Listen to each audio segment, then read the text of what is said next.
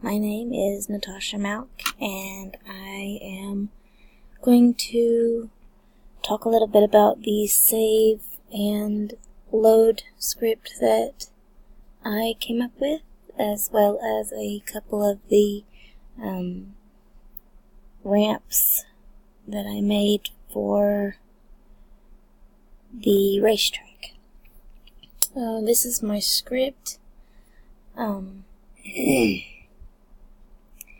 It goes on the timer and is supposed to save the previous player's time, and then the Don't Destroy on load is supposed to preserve it for when the game is loaded again, so that the current player can compete against the previous player's time on the racetrack.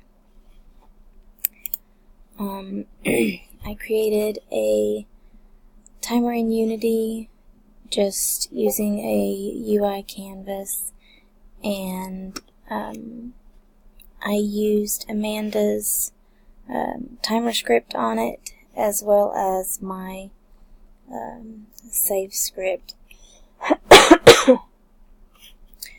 When I hit play, you can see that the timer counts.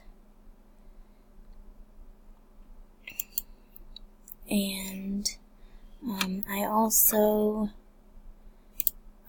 let's see if I can open my little ramps here. Maybe I need to put them into the scene. That would probably help. Let's get them in the scene here. Okay. And let me go into 3D, and then you can see that they've got the colliders on them. This is the small one. Let's see if I can find, there's the bigger one. If I can zoom out a bit, you can see that they're different sizes. One of them is a little bit smaller than the other one.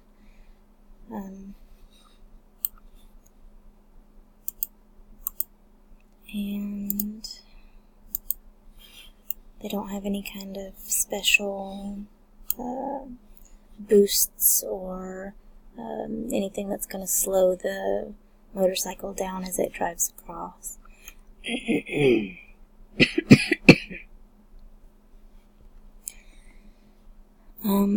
That's all I have for right now. I did a build on it to test the timer, and I couldn't see it, so I think I need to do some adjusting on the main camera, possibly.